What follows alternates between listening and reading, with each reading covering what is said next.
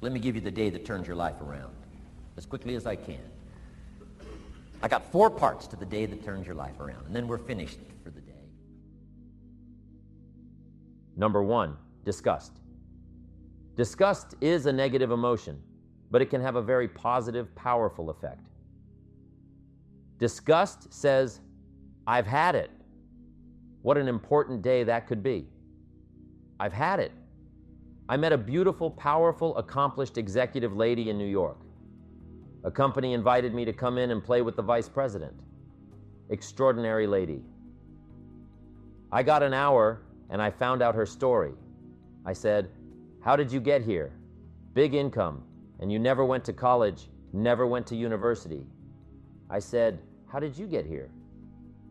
Jetty, powerful income. She said, well, let me tell you part of the scenario. She said, when I was a young mother a few years ago, I asked my husband for $10. And he said, what for? He said, before that day was over, I decided I would never ask for yes again. She said, I started studying opportunity, bounded to classes, put myself through school, did the scenario. Now I'm vice president. I make a lot of money. And she said, I kept my promise. I've never, ever asked for yes here. It's called the life-changing day, the day you say, enough. Now you can add an actor. You're disgusted. A man takes a shotgun to his car, blows out every dent, destroys every tire, put it on the ground, and it was there that he had driven this embarrassing thing for the last time. And he said, enough is enough. Here's the last 3. Next, the decision.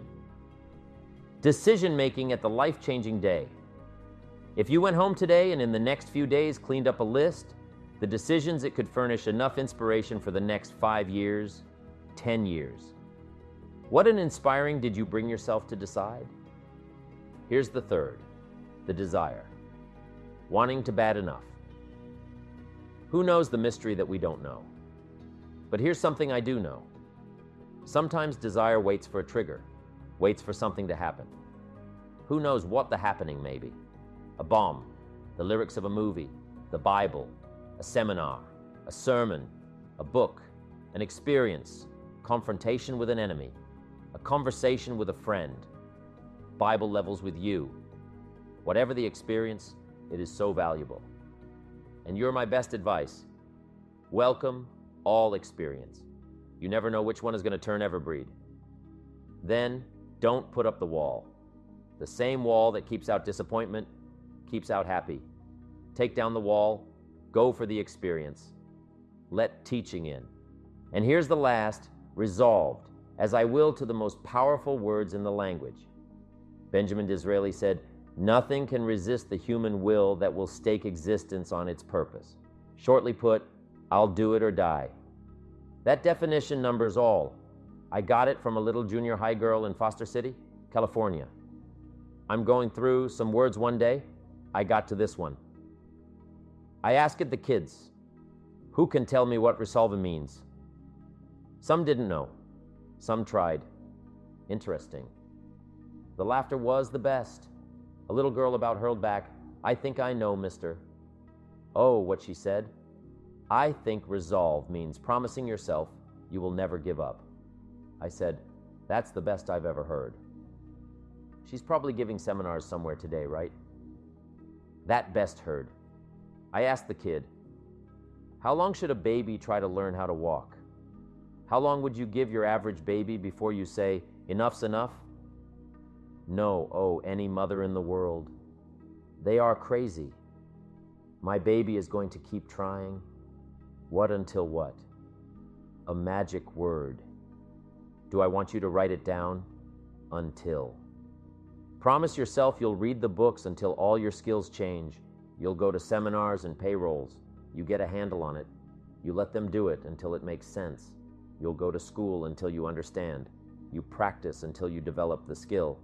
Never give up until, however long that is, step by step, piece by piece, book by book, word by word, apple by apple. Walk around the block, walk around the block, go for adult myth, the chance to grow old and resolved that you'll pay the price until you learn, change, grow, become. Then you'll discover some of life's death treasures when you pay that price. Understanding what you need to know and gathering that information is crucial for leading a good life. Let me tell you about some valuable advice I received from Mr. Schoaf back in the day. He stressed the importance of studying. That's the key word for making big changes in your life. He said, if you want to be successful, study success. If you want to be happy, study happiness. And if you want to be wealthy, study wealth. It seems like common sense, right? But you'd be surprised how few people actually take the time to do it. It's like a mystery why more folks don't make it a priority. Here's the thing. Ideas and information are like golden nuggets that can unlock a better future for you. If you feel like you're missing something in life, it's not because you don't have enough money or opportunities. It's because you haven't come across the right ideas yet. That's something I learned a long time ago, and it's proven to be true time and time again. Speaking of valuable advice, let me share something with you from the Bible. There's a saying in there that goes something like this: seek and ye shall find. So the trick is to actively search for the knowledge and insights that can change your life for the better. It's all about being proactive and curious. Now, when you do stumble upon a brilliant idea, don't just rely on your memory to hold on to it. Write it down, record it, make sure it's captured somewhere safe. That's why tools like journals and recording devices are so handy. They help you store and preserve those precious nuggets of wisdom. But let's talk about leaving a legacy for future generations. There are 3 things I believe are worth passing down: photographs, books, and journals. Photographs capture moments in time that can tell a story for generations to come. Books contain knowledge and wisdom that have shaped your thinking and values. And journals are like treasure troves of personal insights and reflections that offer a glimpse into your inner world. Don't forget the importance of reflection. Taking time to look back on your experiences and learn from them is like mining for gold in your own life. It's a chance to extract valuable lessons and insights that can guide you on your journey forward. So whether it's at the end of the day, week, month, or year, make it a habit to reflect on what you've learned and how you've grown.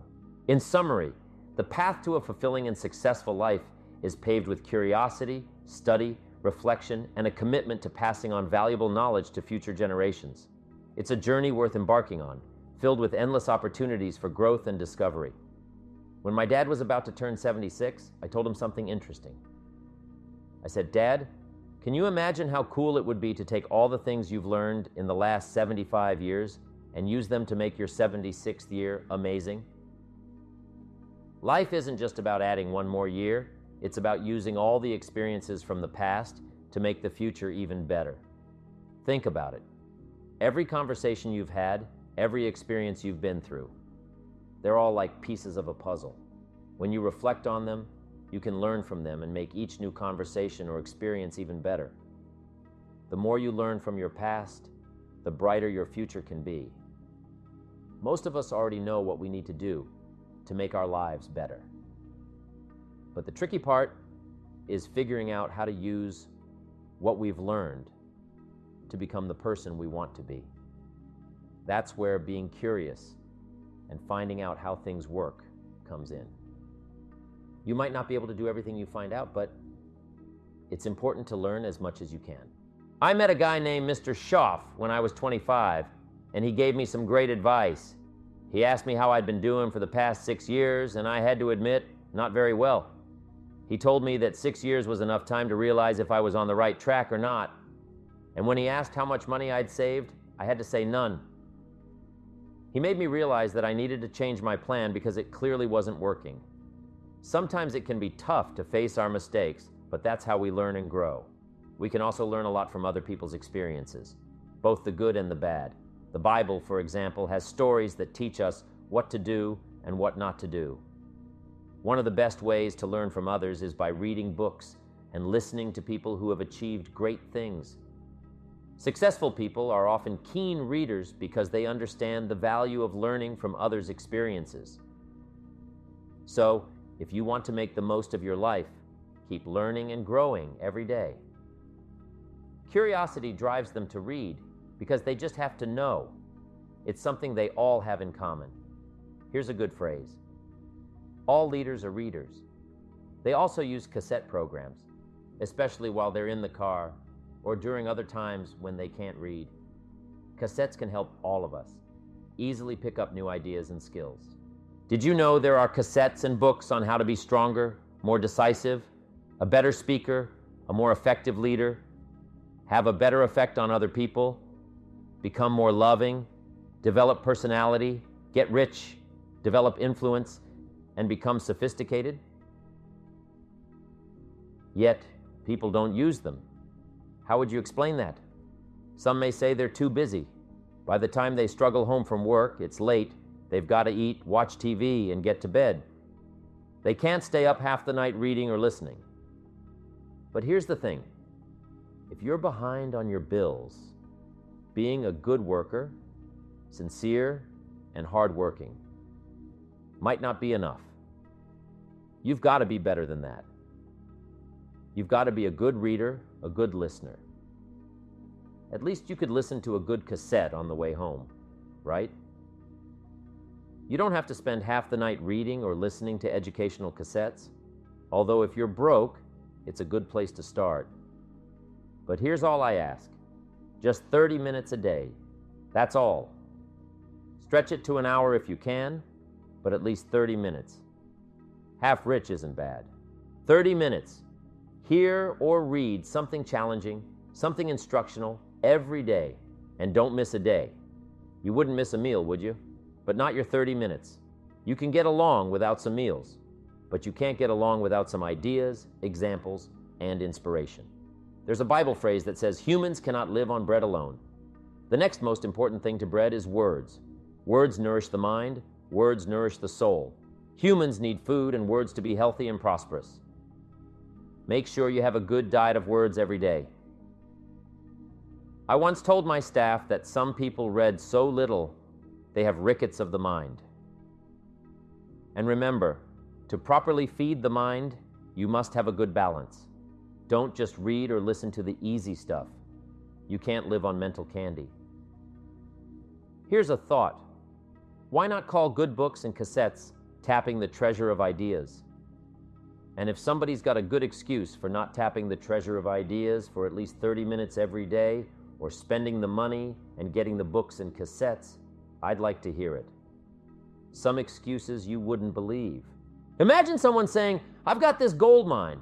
I've got so much gold. I don't know what to do with it all. Come over and dig. And the other person says, I don't have a shovel. I'll get you one, says the first person. Do you know what they want for shovels? Replies the other. The point is, invest the money, get the cassettes and books. The best money you can spend is money invested in your self-education. Don't shortchange yourself when it comes to investing in your own better future. Mr. Shoaf got me started on building my library. When I first met him, he said to me, become self-educated. Standard education will get you standard results.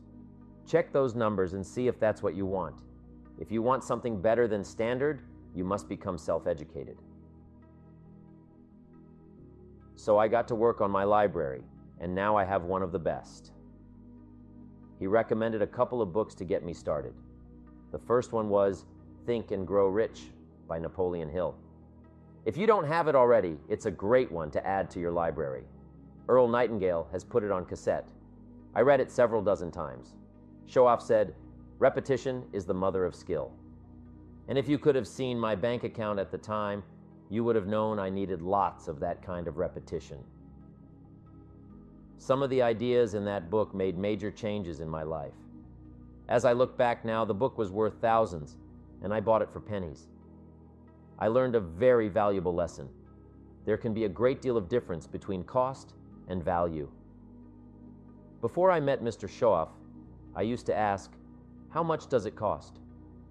After I met him, however, I soon learned to ask, how much is it worth? I started basing my life on worth instead of cost. and everything changed. The next book he recommended was on nutrition. He said, "Study nutrition. Vitality plays an important part in doing well. Some people don't do well because they don't feel well. It's not that they're not intelligent, it's that they're ill. They don't have the fire and the vitality to do well." So, he really got on me about nutrition. Now, some of those health books are a bit weird, but you can separate out the weird stuff. There are cassettes on nutrition too.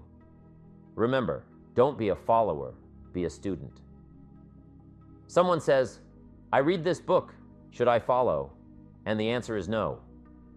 Read at least 2 books and make up your own mind.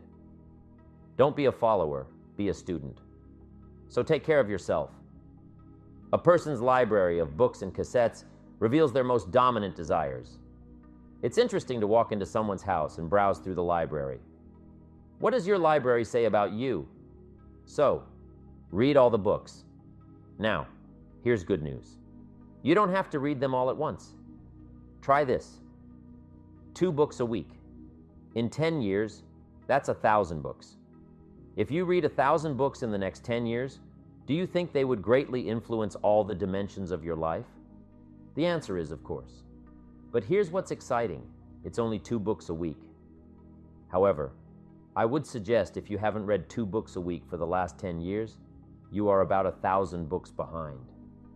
Can you imagine the incredible disadvantage it will be 10 years from now to stride into the marketplace 1,000 books behind? Now, the next way to learn from others is to listen. Become a great listener. Get around successful people and listen. Listen to what they say and listen to how they say it. There is something to be said for style as well as content. And never has listening to successful people been easier or less costly than it is today with cassettes like the one you're listening to now. You can own cassette programs by and about the most successful people in any field, and you can listen to their ideas while you do something else, while driving your car, exercising, getting dressed in the morning, anytime. Listening to successful people can be a game changer. Take them out to dinner, ask questions, and most importantly, listen. Even if you need to spend some money on the meal, consider it an investment in your future. Poor people often miss out on this opportunity because they don't see the value in it. They might say, "Let him buy his own dinner. I'm not spending my money." But remember, if you keep doing what you've always done, you'll keep getting what you've always got. Observing successful people is another powerful way to learn. Success leaves clues, so pay attention to what they do. Watch how they shake hands, how they interact with others, and how they carry themselves. Successful people have certain habits and behaviors that you can learn from.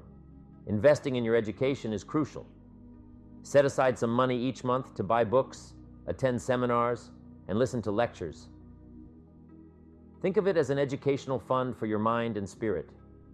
The money you spend on expanding your knowledge is a small price to pay for the unlimited potential it unlocks. Time is also a valuable investment. Yes, asking for someone's time is a big request, but it's necessary if you want to learn and grow.